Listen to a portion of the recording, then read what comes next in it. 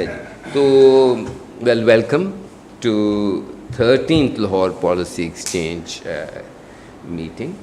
And today we're going to talk about how terrorism affects Pakistan's trade.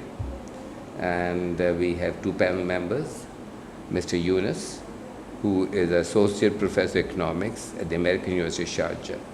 He's also a research fellow at the Center for Economic Research. And he is also a Mann Research Fellow at Harvard University.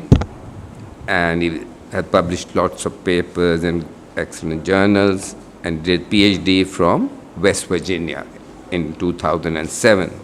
So he's going to give us a kind of an academic perspective on, I assume, on the relationship between terrorism and trade. And then we have Mr. Shahid Abdullah, who is the CEO of Sapphire Fibres Ltd. And obviously Sapphire is one of the largest groups in the country and very big in textiles, but now of course doing a lot of other things as well. And so they are major players in the export of textiles. So they're going to give us a perspective from a industrialist or businessman, how they have been impacted by terrorism in Pakistan. And then after that, maybe we can open it up for discussion. Mr. Abdullah contributes, he's also planning new ventures and responsible expansion and development of the firm. So he's the one who takes the investment decisions. So I think it will be very interesting to hear how this uncertainty or created by terrorism impacts on the investment decisions in real life. He's also very much an innovator and has introduced numerous innovations in textiles. And maybe we'll also find out how this environment impacts on innovation. So I think that basically one is the obvious one in terms of cost of moving things and stuff like that, but then there are a lot of costs which are not obvious, which is on investment, on innovation, on getting top quality people and engaging with others, etc. So I think he will provide us on that aspect as well, how terrorism impacts, and sometimes I think maybe the impact may be even greater than the direct impact. So what we're going to do is 20 minutes for each speaker, and I'll request Professor Javed Younas to start the proceedings. Effect of terrorism on trade. So basically what we look at here is that how come terrorism influenced the cost of doing business and the cost of establishing a firm in a foreign country as well as in domestic country, in the host country. So, but when it comes to terrorism, we typically divide terrorism into two types of terrorism. One is transnational terrorism, other is domestic terrorism. So I will come to that, but let us just first have some quick look at some key statistics on Pakistan. So can you move on? So look at the trends in terrorist attacks in Pakistan. So before 1985, terrorism was almost non-existent. So it happened after 1985, and there we see a spike after 1992. That is because of military operation in Karachi. So that was basically in Karachi, most of that. That's why we see some spike there. And then, again, it subsided, and then from 1998 till 2002 or 3, nothing much happened in Pakistan in terms of terrorist attacks. But then there is a spike, right? And we see the increase in terrorism like anything in Pakistan. Now, that happened after, U.S.-led war on terror started, and then terrorist organizations started their operations or establishing their bases in Afghanistan and Iraq, and then northern part of Pakistan, the bordering area of Pakistan and Afghanistan. And then, of course, we see drone attacks in NWFP, Waziristan region, and then so on. It happened, all that. And then now we see that after 2013, the number of terrorist attacks have gone down, but intensity of attacks actually is much more than before. Now the terrorists are choosing, looks like, high-value targets or high-impact targets. Naturally, their objective is to gain publicity, to create panic, fear, right? So therefore, causing a marginal attack would not really do much to serve their objectives. So therefore, what really is happening lately is that they are trying to make a big impact by killing a lot more people per attack than before. So yes, attacks have gone down, but severity or intensity of attacks have actually is much more now. Can we move on? Okay. Okay, back.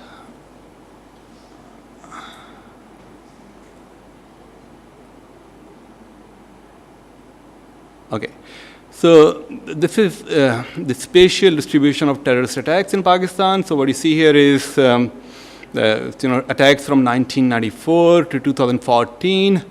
So you can see in total the number of attacks which were captured by Global Terrorist Database, which is maintained by University of Maryland, International Peace Research, are about 11,000 attacks.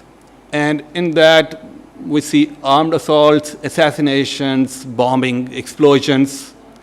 Most of that is bombing, explosions, and attack on facilities, infrastructure, hijacking, hostage-taking, barricades, and then hostage-taking, kidnapping, and then some unarmed assaults and some unknowns, which are not really known, which category they go to.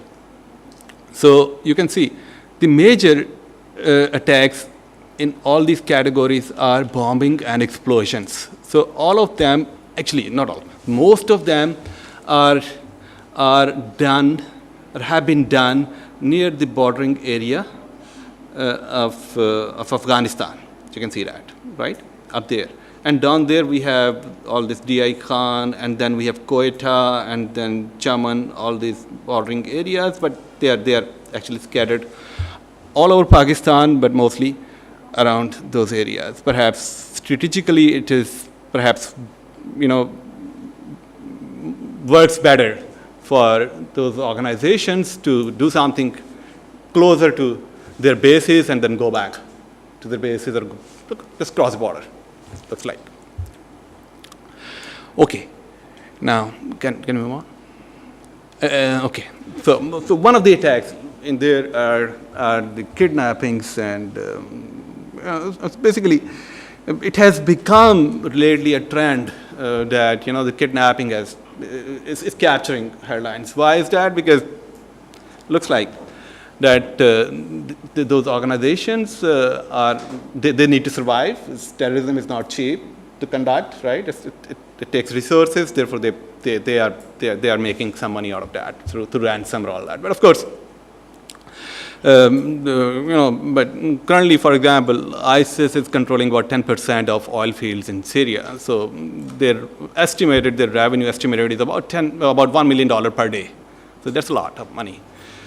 And then in Afghanistan, of course, according to UN reports, like 90% of opiate is produced in Afghanistan and transported from Afghanistan. So I don't know what's going on there, but we can still perhaps make some guesses. Okay, now some trade indicators of Pakistan. So from 1995 till 2014. So first column is second one is about terms of trade index, which is basically the ratio of export value index to the import value index. If this ratio is higher, that means that our exportability in international market is better. If this ratio goes down, that means terms of trade deteriorates. That means we are losing our comparative advantage in exporting our or marketing our products in international markets. So what you see down there in that index, there is a persistent decline in terms of trade index, especially after 1998. That suggests that we are losing our, as I say in economics, comparative advantage in international market. So something really serious is happening with Pakistan economy in terms of trade sector. If you look at the data on India, Bangladesh, and Sri Lanka, like the countries that we can compare with, their terms of trade index is much better than us. And then other columns show you the trade specialization index. So basically, this index value is between -1 to 1. So that if the value is negative, that means we are net importer of a product. If value is positive, that means we are net exporters of product. So these are a group of products under total product, primary commodities and primary commodities without fuel in it, and then manufactured goods and machinery and transportation equipment. So what you see here is that in almost all the cases, except for manufactured goods up to 2005, we are basically net importers in these product categories. So no wonder our trade deficit is around $16–18 billion to date. And another fact that I would like to point out is this, that our largest trade deficit is with China, right? So we trade the most with China, which is about 17% of our total trade, right? But about 70% we import from China of total imports. And about 11% we export to China of our total exports, right? So what looks like is happening is that we send them primary products like cotton and copper and maybe raw leather and and then they add value to that, and then they export to us and to rest of the world, right? So therefore, I don't know what CPEC is going to do, but looks like one thing it's going to do is this, that it's going to increase trade, but my fear is what if do not develop our skill base here, and we do not develop our manufacturing sector here. We will export more of our raw material to China, and they're going to add value to that, just like they're doing here, and our trade deficit with China would expand only, right? So maybe we can talk about that later. But here, if you can move forward. Now, terrorism. So terrorism is basically an act of creating political kind of story and the civil disorder and the violence. And the aim of a terrorist act is to create some kind of havoc or disorder or panic, which is much beyond and much larger than the immediate damages terrorist act creates. So unlike crime, the aims are much broader, much larger, okay? Now, in case of domestic terrorism, all the perpetrators and the victims and the property, they all belong to the same venue country where it happens.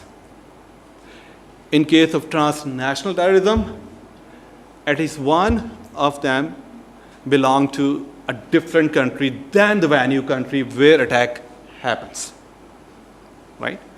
Like if a Pakistani-based terrorist organization attacks a multinational company, that would be a transnational terrorism. Okay?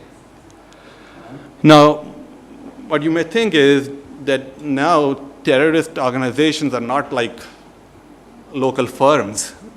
They're like MNCs. So TDP Pakistan is linked with TDP Afghanistan, and who knows, they're linked with somewhere else, right? So they have branches all over, right? It's like economies of scale. As you get larger, your average total cost goes down. So, so initially what happens when they put on a terrorist act as a domestic or transnational, so they go by this definition. Once they get to know that, look, that attack was in fact a transnational, not domestic, so they change the categories and the data. So they keep cleaning data all the time. Now, how is terrorism linked to trade? So terrorism, just intuitively, terrorism causes damages and to the property and kills humans, and it basically reduces both the capital stock of a country as well as human capital of a country. So terrorism basically raises the cost of traded goods relative to these goods produced in a terror-free country. So therefore, you are less competitive if you are a terrorist-prone country, right? So you lose your competitive advantage if you face lots of terrorism. And there are many channels through which this happens. For example, terrorism increases the cost of doing business by increasing the wages in terrorist-prone industries, increasing the risk premium, right? So that way it increases the cost of doing business. And then it becomes more costly to move goods from here to there or across borders, because there's a lot more scrutiny, a lot more checks at the customs, at the borders, congestions and all that happens, and it increases the cost. Naturally, one can think of that. So it slows the flow of goods, and it results, in losses in income and assets. So there is some equilibrium shift which happens both from the supply side and the demand side. And increased uncertainty basically causes some problems with how to calculate your present and future risks when you're doing business. And it diverts government expenditures from investment in public sectors or in public goods to investment in security, which is also a public good, but still it is perhaps, its returns are less compared to perhaps other public goods. I'm saying, I don't know. For example, if you produce one gun in Pakistan compared to one computer in Pakistan, so you can think of, returns to computer and returns to gun in Pakistan, which one is larger. In that sense, you can think of. And then terrorism, which is coming from other country, causes even more problem because of, it slows the flow of goods and the border security and things like those happens. Now, can you move on? And then I will not really move on to this one because it will take some time. So it's basically a theory model. So I have the slides which are as simple as I could make them. Now, this table shows, the loss to a country. So first of all, terrorism does not appear to have any significant effect on primary products, on their trade, on their exports, or on their imports. Mainly because that those products are produced in rural areas, and terrorism is basically happens mostly in urban areas where population density is very high, right? And that's the whole idea about creating panic, right?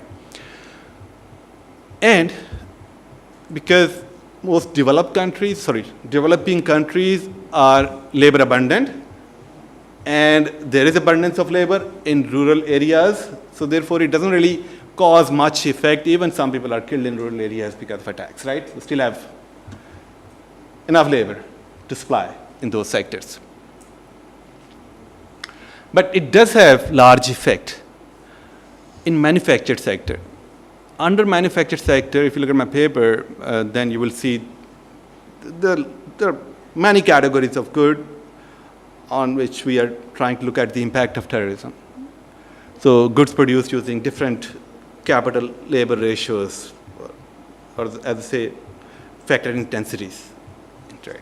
Now, you see that what you really see here is that, okay, if you focus on the last two columns, that one incidence of domestic terrorism, let's say in Pakistan, reduces total trade of manufactured goods by about $2 million.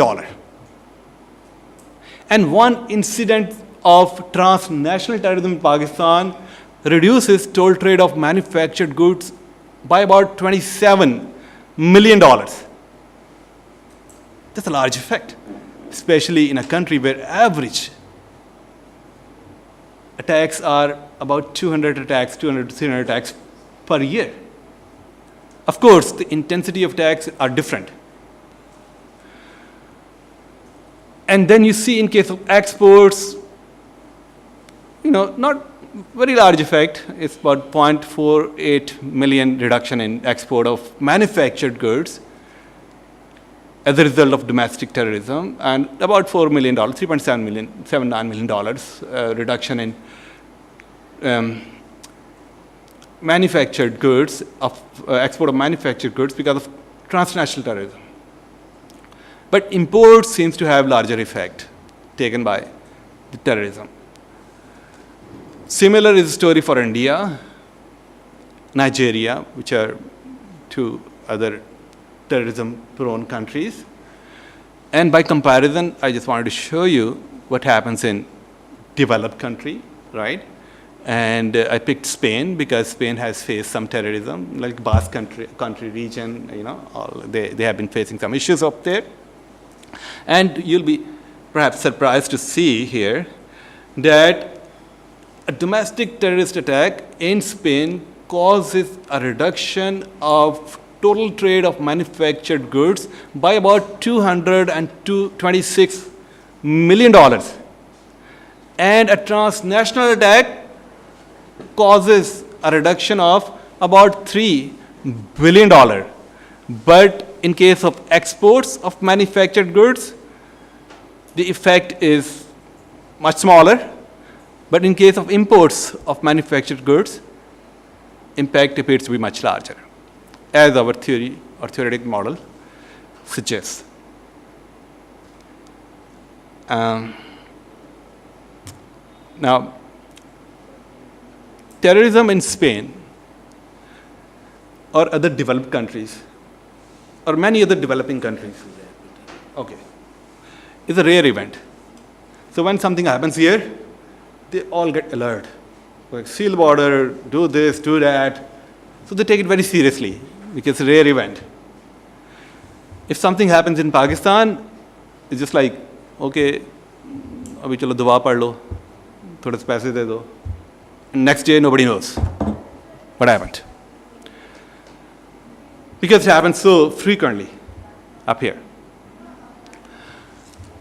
So I'll stop here. So thank you very much. Very interesting numbers. We can talk a bit about the numbers afterwards. Seem counterintuitive, but they're alongside seem to fit the model. So I guess there must be some intuitions there. So please, Shahid Sahib, if you would present your thoughts on this. Actually, I will basically relate terrorism, how the terrorism has affected our businesses in Pakistan particularly. By terrorism, there has been a lot of lack of R&D in Pakistan. There has been no development in like garment industries in industry in Pakistan, and if you look at a lot of these companies, if you talk about the garments, which is a true driver of textiles in Pakistan, is because all the big sourcing houses and the brand names, they have committed their sourcing offices in the countries like Delhi and in Bangladesh and other countries. So as a result, the garments have not developed in Pakistan. And today, if you look at, take the example of Bangladesh, Bangladesh's total exports are about $35 billion. And our total exports as a country's total exports is about $16 billion. We have not been able to develop human resource. Our human resource has been very, very weak. We have not been able to train our workers. And secondly, if you look at the raw cotton actually, and if you compare the raw cotton with India, about 10 years back, our total production of raw cotton was 10 million bales, and India was also at 10 million bales. Today, India is at 38 million bales of cotton, and because of lack, we could not get all these international companies like Monsanto's, or we could not attract these companies to come and do the research in Pakistan. Our research had been so weak that our cotton crop increased to about 14 million bales, and it's come back to about 10 million bales. 1 million bale causes, the cost of 1 million bales is about $5 billion in exports. So whereas India, all these biotech companies have done their research, and they have taken this, their exports to the cotton production of 38 million bales.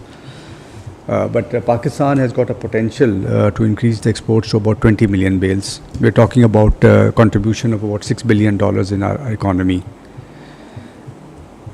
In textile, actually, if you look at mostly textile is basically based on fabric production, and it's mostly spinning and the fabric production. The real driver in a textile is the apparels, and I think textile in no country has progressed without apparel. All these fabric mills are just like the back-end industry of the apparel.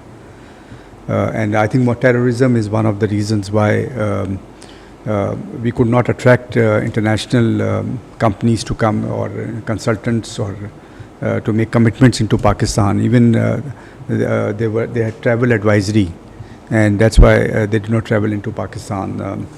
The second thing which has really affected terrorism has affected us is basically energy side.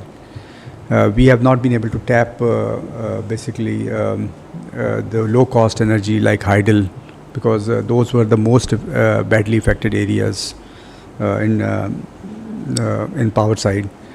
Today, if I compare, although we hear a lot about investments in the energy side, our total energy cost in Pakistan is to the consumers or to the industry is about 12 cents per kilowatt hour. But India is about 9 cents. Bangladesh is about 7.2 cents. Vietnam, which is it's a growing hub of basically textiles, the total energy cost is about 7.2 cents. So I think the cost of production has really very high in Pakistan, and plus the productivity is also very, very low. We have too many, and one of the reasons for this cost of production is basically there's too many pilferages or too many losses in the system. We need basically, for example, gas. Our basic cost of gas is not very expensive, but there are so many add-ons on this on gas, like you have a very high UFG. The cost is so high that which has turned your industry totally uncompetitive. We cannot compete with countries like at this moment with Bangladesh. We cannot even compete with India. So as a result, your manufacturing sector is shrinking at the moment. The other thing which has really affected Pakistan basically because of terrorism is the mining industry. Mining industry is absolutely non-existence in Pakistan. and there's a huge potential of exports from the mining industry. So this is totally unexplored, the other thing, I think there are other areas like, for example, you talk about Balochistan. Balochistan has also got a very rich land actually, and there's a lot of potential to grow agriculture in that area. So I think terrorism is one thing which has blocked all these things. I think now the things are moving. Terrorism has been eliminated from Pakistan, and we feel this is a time to really rethink basically how we want to grow our economies, how do we build our efficiencies in this economy. So these are basically my thoughts and the reasons why we feel that we have suffered as an entrepreneur, we have suffered because of the terrorism in Pakistan. Thank you very much. I think what we can do is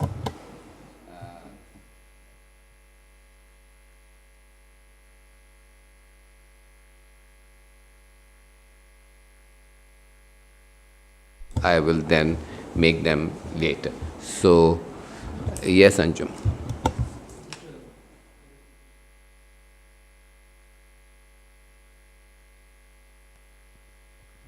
What are your thoughts on the report today on NEPRA deciding that they're going to add $150,000 to security charges for the new power plants that are coming up? Since your group is also into power production, I think this applies to CPEC projects, but not the existing projects. And whether this additional cost is likely to be passed on to consumers. So effectively, it seems to me that what was promised to the Chinese under CPEC, the security umbrella for the projects, is being passed on to the consumers, and in this case, it's electricity consumers. The finance minister was also asking for a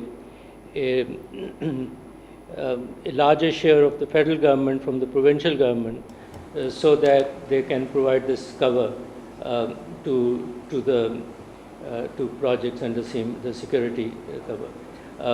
But that, not sure where that is going. So maybe this is one way of handling that problem. So maybe your thoughts on that.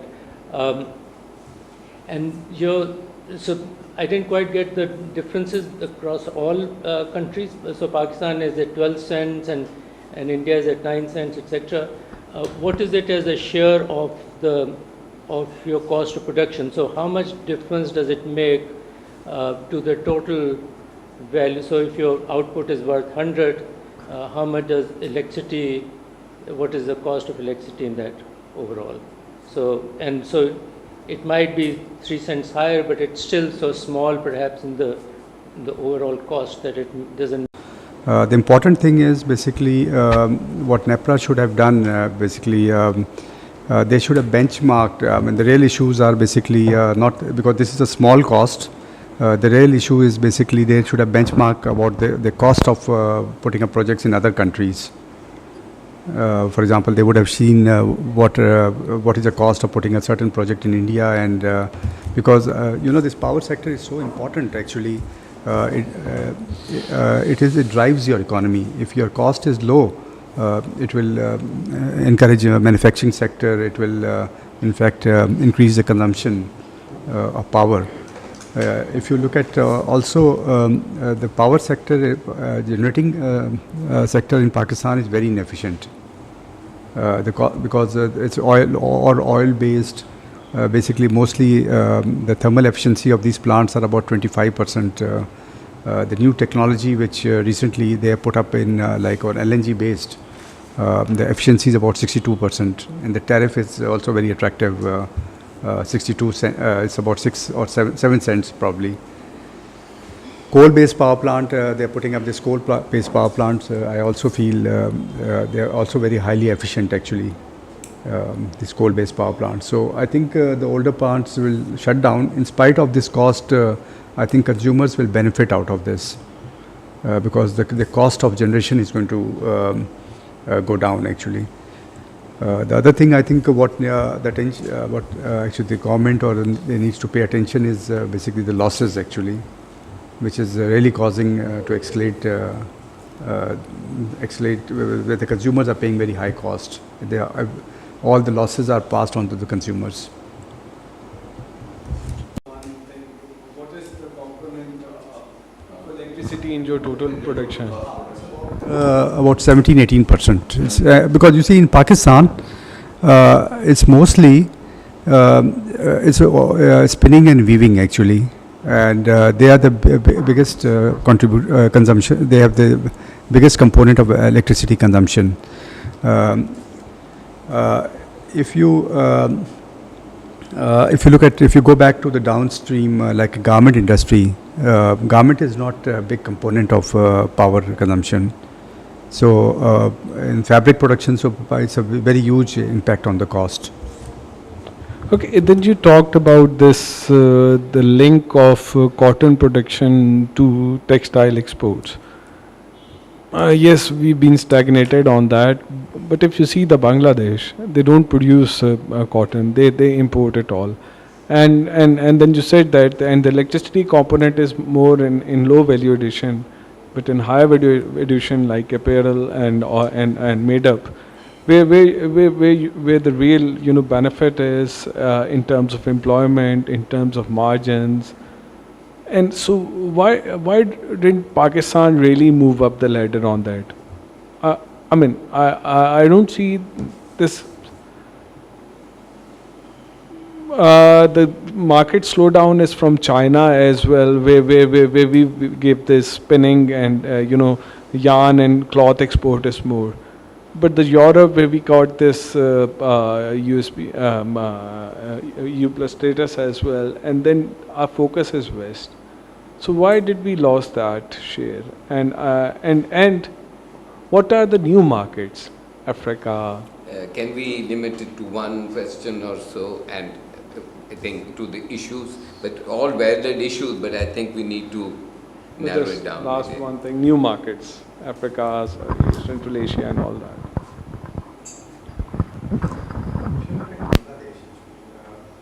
Sorry.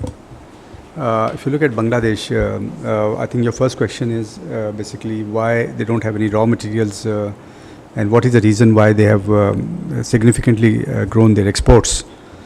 Bangladesh has capitalized on their labor cost, on their total number of human resource, or on the people actually, on the population. So they were the least underdeveloped country at that time. They employed some lobbies and they got a lot of market access in the government, in the garments actually. Europe gave them GSP plus, and plus there was a duty break of about 12%. And then even US gave them a free market access. At that time on Pakistan there were quotas actually, and the quota ceiling on Bangladesh was very, very high. And the second, then Bangladesh, because of law and order situation in Bangladesh, they were able to attract a lot of Korean companies and Chinese companies, Korean and Japanese companies to come and work in Bangladesh and train their people. So they were able to build up a very strong garment industry. After building up the garment industry, they started giving incentives that if you consume the local yarns, they have given some subsidies actually to the industry. If they just to cover the extra cost of production. So a lot of spinning capacity has spinning and weaving capacity has been developed in Bangladesh, and plus now Bangladesh is also in the process of developing denim industry. Basically their target is basically at this moment their exports are about $35 billion, and their target is to increase to $50 billion. Unfortunately, we could not in Pakistan. We were cotton producers. We were more focused on the fabric production, spinning and weaving actually. And secondly, we had very wrong policies actually on the quota distribution. quota was basically, it became a trading actually. It was in the few hands, and the people were making out profits in terms of trading.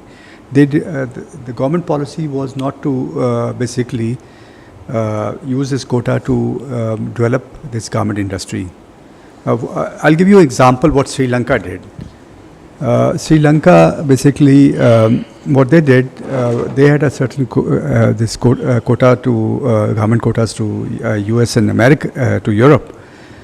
They said that, okay, if you go and put up this garment factories in villages and go and train people, so you get a special entitlement of garment, a special quota of garment. So by that way, and they made sure the government these quotas are made to develop the garment industry, not to make profits, for some people. So this is one of the reasons we've lost the most important part of the development stage. And I would say garment factories should have been established in villages.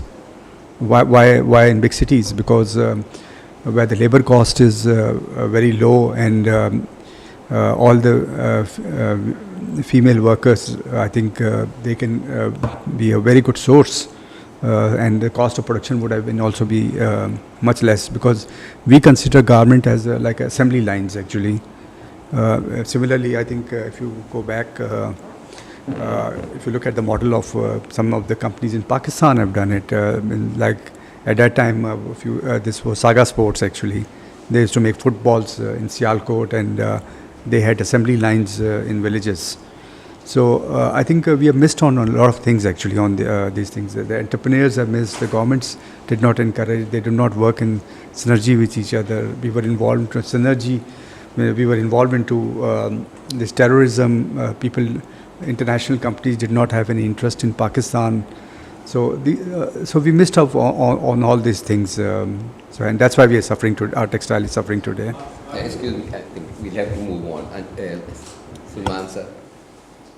Like to come back to terrorism, actually. That's what I thought we might be a good idea. Firstly, of course, I think that was a very interesting presentation, and it's good to have facts and figures and to see things being empirically based. My concerns probably need to be addressed by both of you. One, of course, is that chart shows that proportionately, India seems to have a higher cost per attack than Pakistan does. Now, that's an interesting figure. We don't have Bangladesh, the other competitor, but probably it would be about the same. The question, though, of course, is that though the per attack or per incident cost might be higher in India, when you total up the total number of attacks, perhaps the impact is a lot more than just that one figure. So that's one thing I'd like you to comment upon.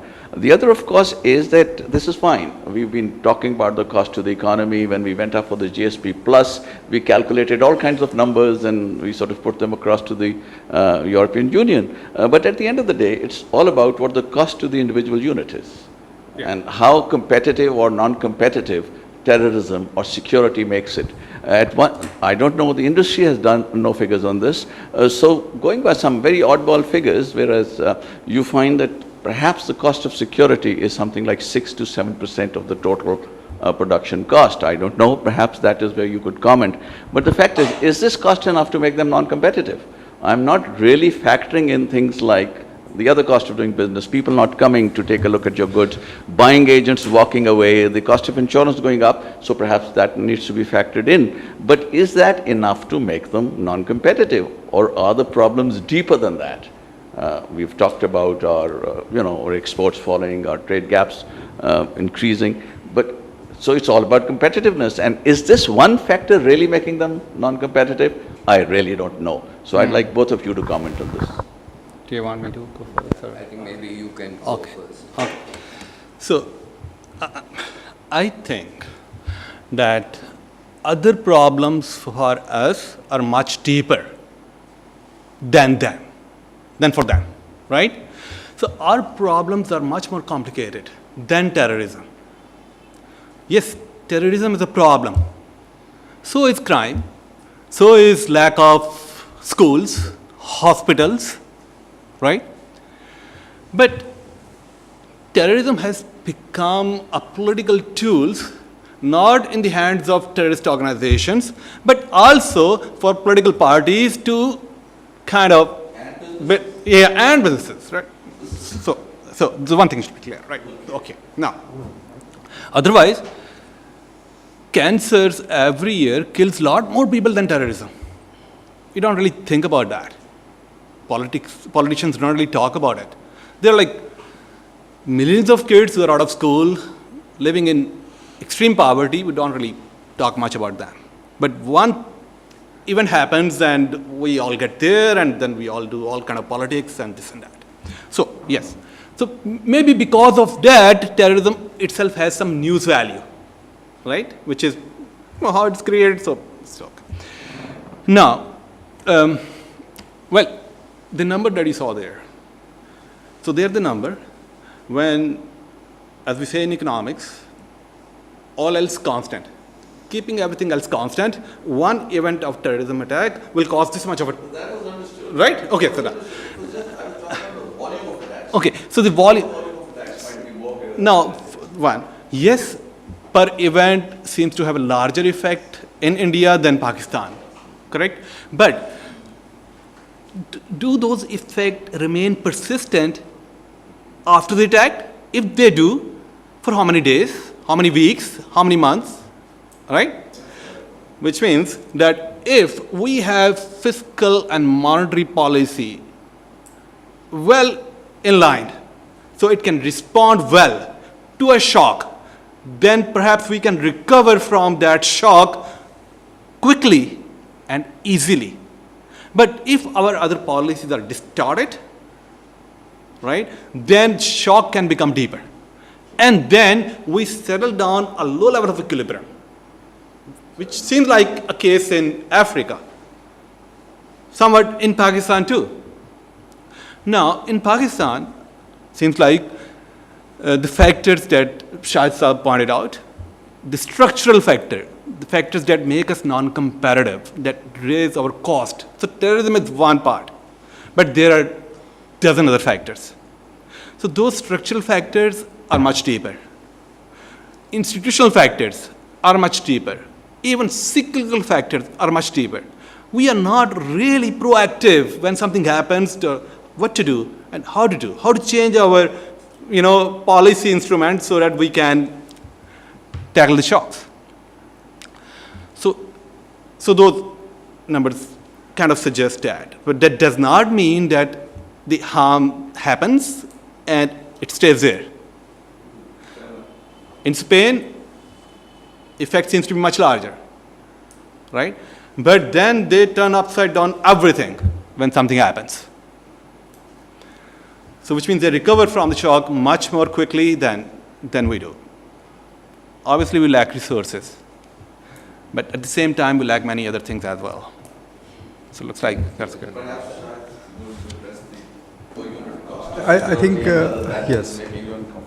The reason why, basically, how the terrorism affects us, of course, the cost of our cost of production is a function of many other government reforms and other things also.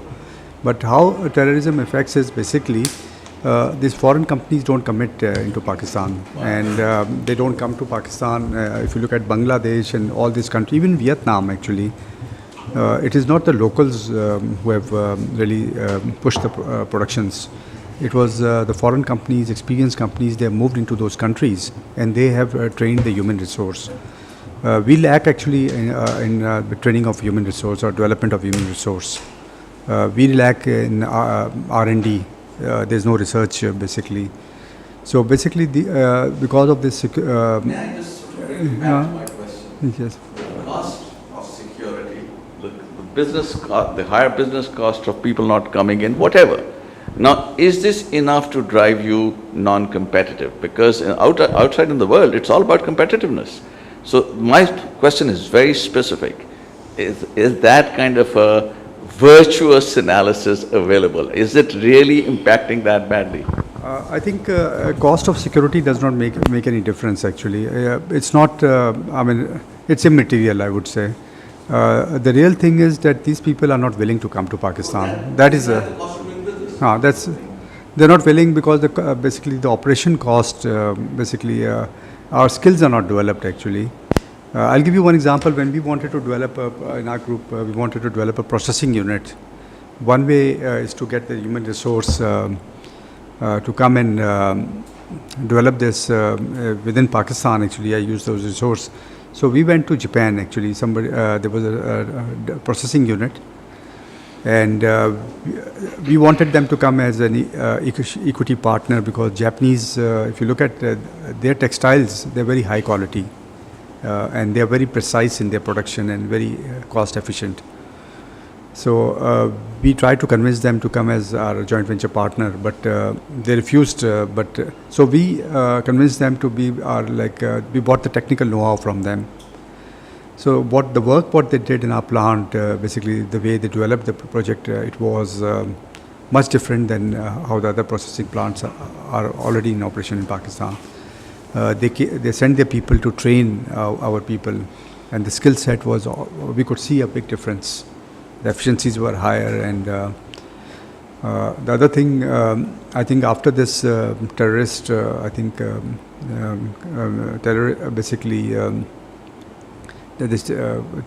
cut down the terrorist. Now we went into workwear clothing, into oil rigs and all this thing. This was not possible in the past, because these oil companies were not ready to source anything from us, because they did not have the confidence on us.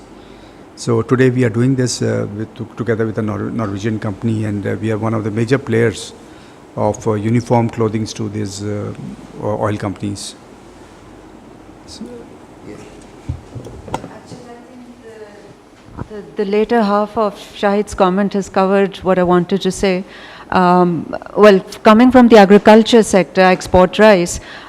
Even though when we're competitive, there are many times we found that there are supermarkets who are not willing to keep your brand.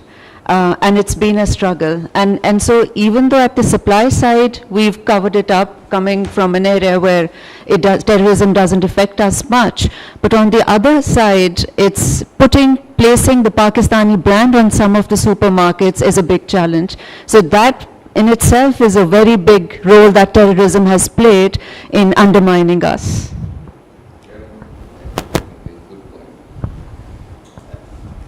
Any others? I have a couple of points that we Just wanted to ask you about the methodology. How did you actually control for in coming to these estimates about what's the impact of one additional terrorism attack, what's the impact? So what were you controlling for in the process while you did those estimates? Standard gravity model, so control for a number of factors, including an economic capacity of a countries, and then purchasing power, and then whether countries are part of some agreements like RTAs type agreements, and there are a bunch of stuff, and then multivariate resistance term, which was basically introduced by Wynkoop initially, and then all kind of fixed effects we have tried to account for. So, but then if you want, I can send you my paper so you can look at more. Then we do some placebo tests to show that results are not, by chance, they hold some order. I mean, of course, there's another term which is always there, but we try to minimize as much as we can, given what we have, the data. I just wanted to ask a couple of questions. I think, as I said, that I would have expected the impact on exports to be much greater than the impact on imports, but you showed the other way around. Correct. And you said it was according to your model. So just picking up on Anjum also said, what is in their model which means that terrorism impacts more on imports than on exports? But the points we've talked about, buyers not coming here, the image being such that our products not being displayed there, and then various other aspects of it seem to be much more dominant than imports. So could you explain on that one, please? Okay. No. So a few factors are very common in our model, which are like the cost of doing business and things like those, all that. But in terms of your point, there are two costs which make imports to be more volatile to the terrorism than exports. One is fixed cost of doing business. For example, if Japanese firm want to open, set up a business in, let's say, Pakistan, correct? The first thing they will do the feasibility, but on top of that, they will also think about the risk of doing business here, right? So which means that if the risk factor is higher, so they perhaps would not set up, their business here, right? There's what you call subsidiary, something like that. So they will not. So that might stop them from doing it. Because once they have their affiliates here, they will have to import goods and But I think that, all this sorry transfer to from interrupt China. you, Yes. because as far imports is concerned, for that you don't have to set up a manufacturing unit, and you have a 1-person or 2-person office, and they can import it. So I don't Right. see how the impact But- import. but then- But they are not going to set up a manufacturing unit, as was pointed out. That is more likely to impact on exports or domestic growth, but I don't see how it's... But look, for what really is happening now is, the firms are kind of connected through supply chain. Let's say they produce tires in India, so they will import tires from India to Pakistan, and then they import something else from China, let's say the steel or the leather seeds from China, right? So all this gonna affect the import structure. They produce something. They have car and steel and produce something. Right. In Pakistan. That's a value addition here. Now we import that product. So your argument is not, that If you're saying there will be reduced investment in Pakistan, One and is- therefore there will be less imports, but there will be a smaller GDP, everything will be less, so I don't see how you there is can... less import substitution. Yes, so imports are higher eventually. But then there is another effect. The thing is, think about this. There is something happens in Pakistan, and you get to know that an organization in Afghanistan is involved in that attack in Pakistan. So Pakistan will be much more proactive in scrutinizing the goods that are coming from Afghanistan, goods that are coming from India, The trade flow goods that are is coming less. from China. That's a very valid point in a way of trade flow. Look at Vietnam and Pakistan. Pakistan trades in 1984 was at about $20 billion, and Vietnam was even similar. Today our trades are about $70 billion, and Vietnam are 300 billion plus. And our GDP is 300 I billion. don't see how that's related to terrorism, but let's not get into it. I think the other point which was made is, are we confounding basic policy and structural issues and putting the blame on terrorism? For example, you mentioned Monsanto not coming here. I was there on those negotiations. I think you might have been, or it was immediately after that. And it was the local lobbies which prevented it from coming here. Both in the 90s, when they were first round of Shabazz, and then in 2008 or whatever.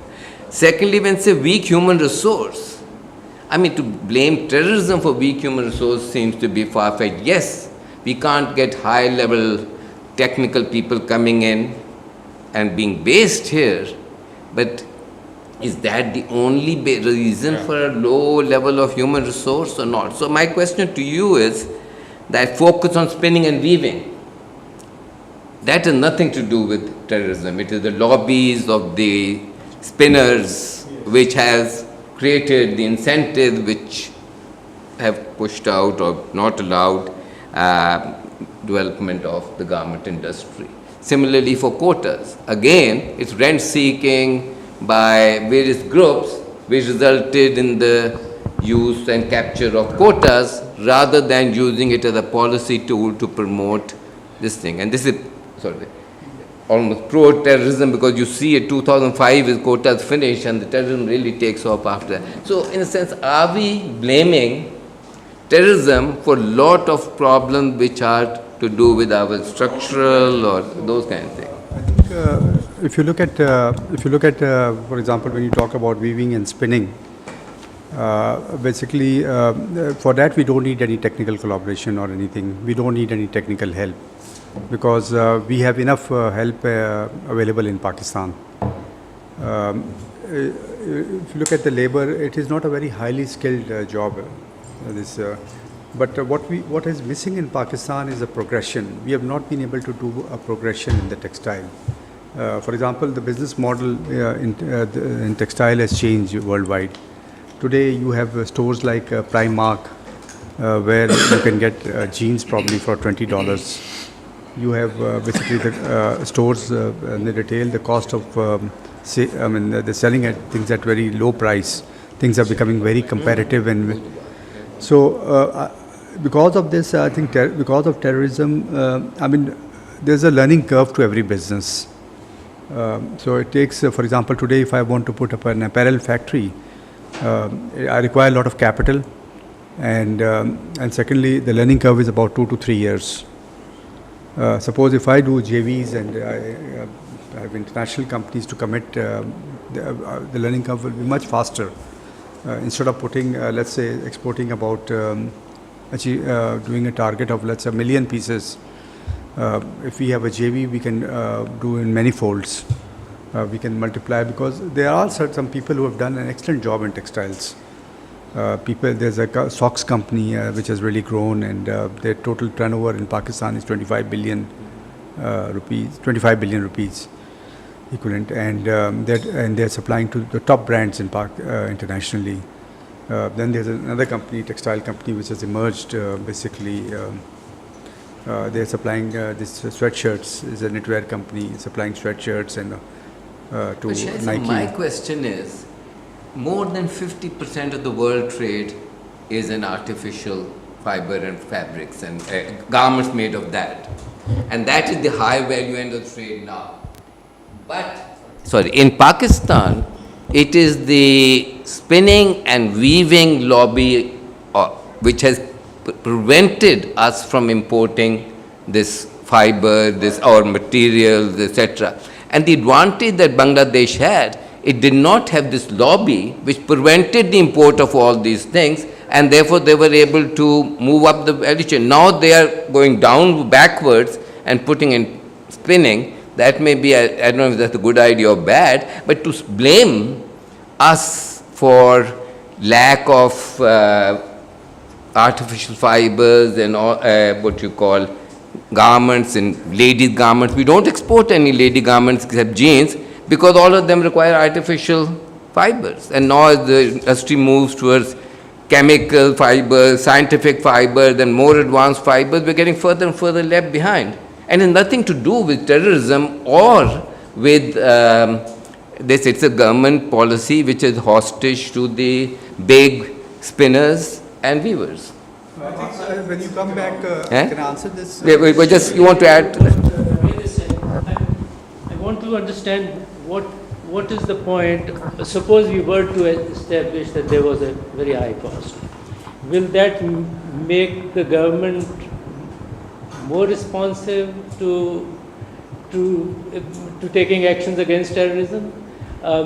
Is the economic cost which drives government policy on this issue? Is it the human cost or the trauma of these terrorist activities which is really the driving force? I'm just trying to understand whether a seminar of this nature, where we can or cannot establish the worth of a terrorist attack and any narrative that we construct on the basis of that, is that going to have any impact on government policy or political actors? Are they driven by these considerations, or are these other issues? Well, how many people die, that may be just more important. What's the value of life? So not worth how many exports we can actually how many exports suffer or imports suffer. I'm trying to just understand the point or worth of something. So I think what we're going to do is take one last question, and then the two gentlemen panelists can use their time to answer your question, maybe my question, your question, and wind up. Okay. So, I mean, I think most of us should be careful about, building consensus before I've spoken. But perhaps most of us can agree that there's good and bad growth. So, I mean, one thing is that there was perhaps a lobby which has prevented polyester to be imported into Pakistan. But, I mean, one thing is, so perhaps the sector into... Okay, so what I want to say is that, first of all, it sounds like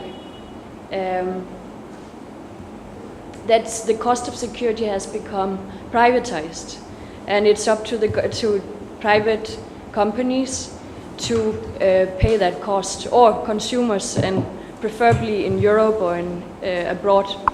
I mean, I don't understand your argument, I'm so sorry, but I cannot follow it. If we should work for Pakistan to grow, I mean, this also comes down, I'm sorry, I'm not in line, but what is the root cause of terrorism? Okay, it might be a problem in redistribution of wealth, and I mean, the government has played fatigue, right? So ideally we should be happy paying taxes and strengthening our institutions in Pakistan, so that we can have a conducive environment for the private sector to grow. And as a Scandinavian, I mean, coming from a welfare state, I've seen that, you know, the stronger state you have, the more conducive and competitive are you at the global market.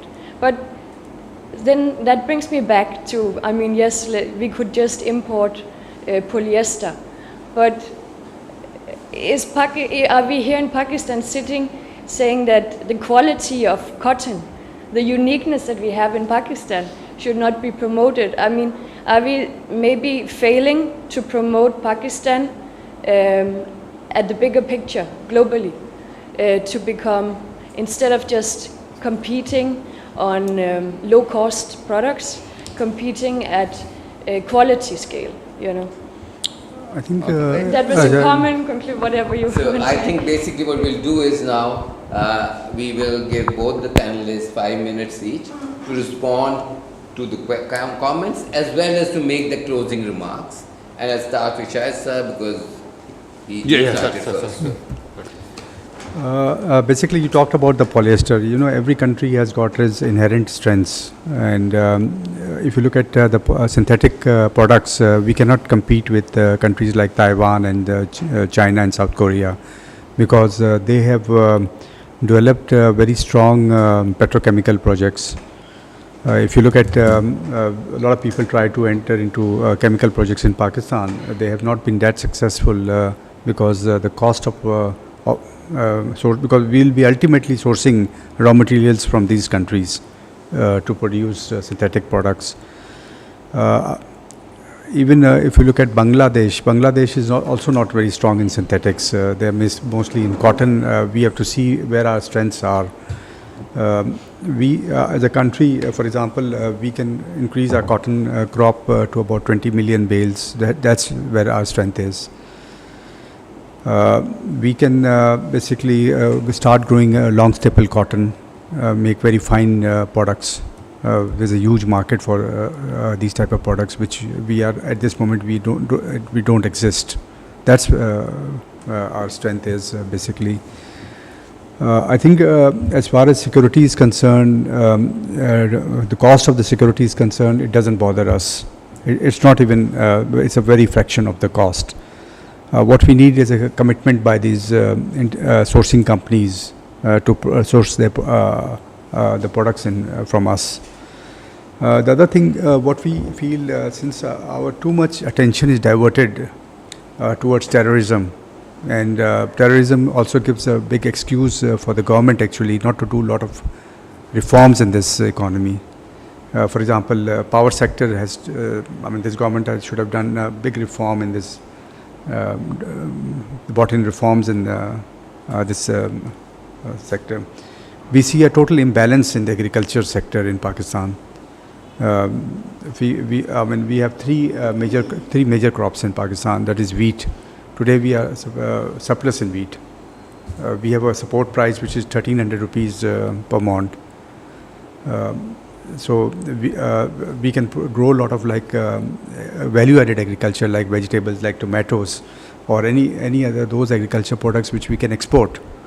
So I think since the government's attention or the excuse it's towards, they look at terrorism or they find they're so much engrossed into these things, they are not coming to the real issues actually. So I think these are the main reasons.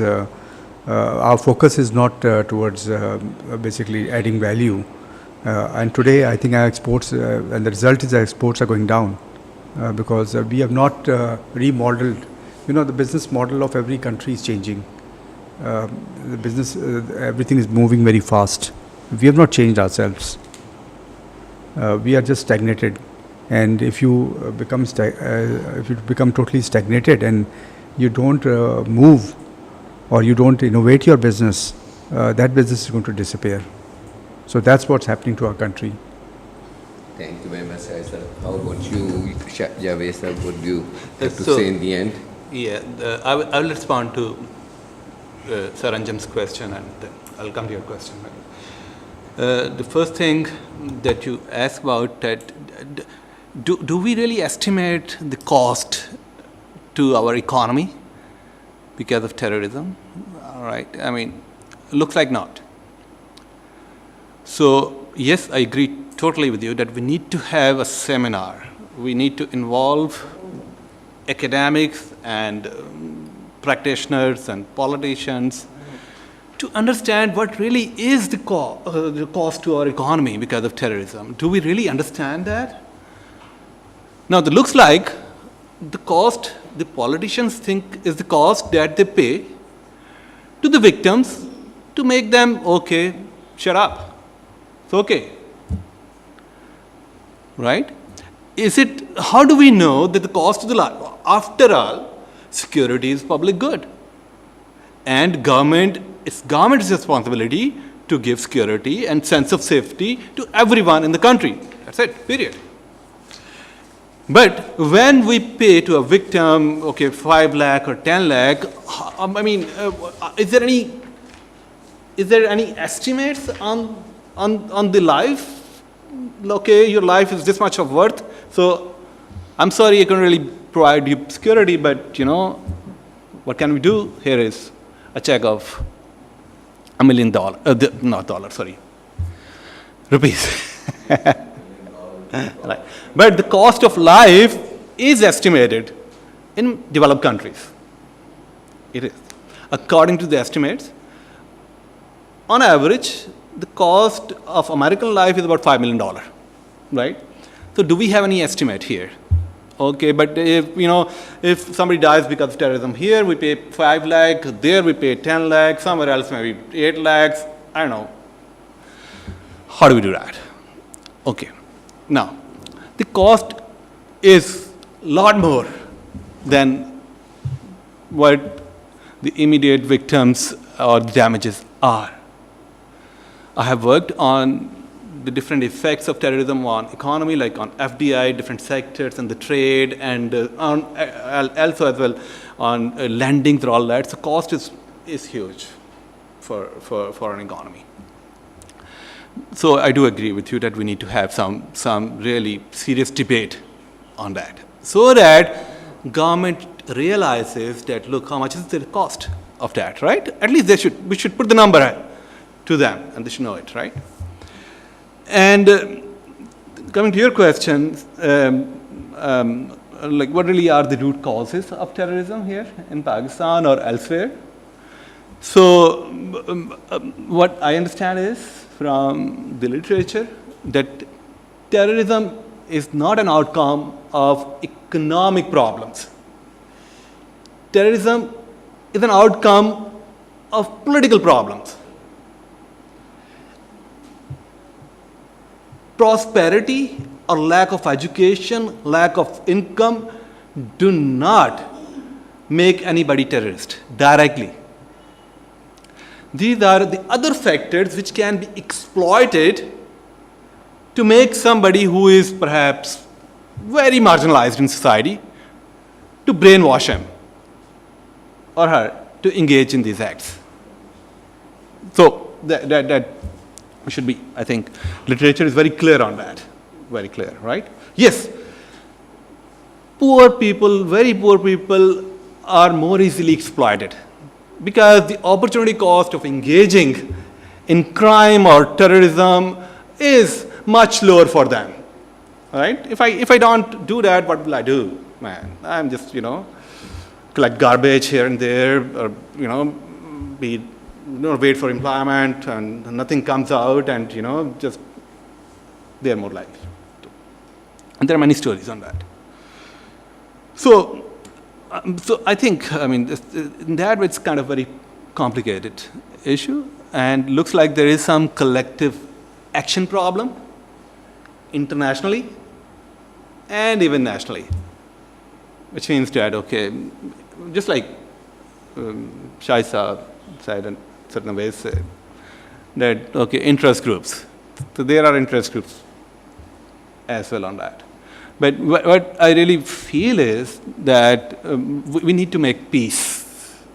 If we want to really be serious on this, we need to make peace with our neighbors.